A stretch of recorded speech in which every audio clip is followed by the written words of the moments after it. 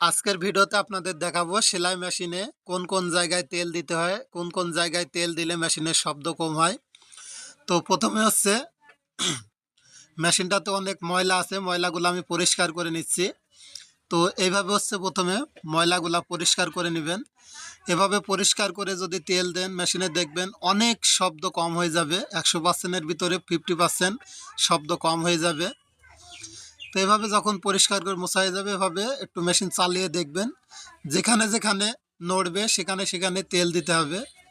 তো একটু খেয়াল করে দেখুন আমি কোন কোন জায়গায় মেশিনে তেল দিয়ে নিচ্ছি।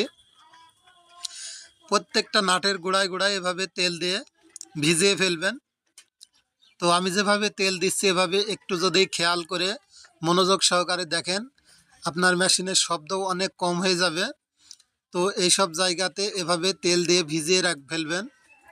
তো এরপর হচ্ছে এই সাইডে, তো যেখানে স্যাডেল থাকে এখানেও দেখবেন একটু মেশিনের চাকা ঘুরিয়ে যেখানে যেখানে নড়বে তো সেখানে সেখানে তেল দিতে হবে। তো আমি প্রত্যেকটা জায়গায় আপনাদের তেল দিয়ে দেখিয়ে দিচ্ছি। তো এইভাবে যদি মেশিনে তেল দেন মেশিনের শব্দ 100%-এর ভিতরে 50%ই কম হয়ে যাবে। তো এইভাবে হচ্ছে তেল দিয়ে নিতে হবে। তো স্যাডেলের ভিতরে আমরা তেল দিব।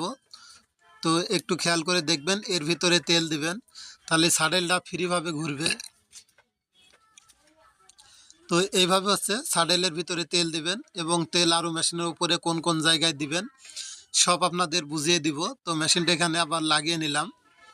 তো আমরা এখন তেল কিভাবে দিব, উপরের সাইডে কোন কোন জায়গায় দিব দেখুন। তো এখানে যে কানাগুলা দেখবেন প্রত্যেকটা কানার ভিতরে 1-2 ফুট করে তেল দিবেন, কারণ এই তেলগুলা হচ্ছে এই কানার নিচে হচ্ছে নাট আছে, তো সেই নাট সোজা যে পড়বে।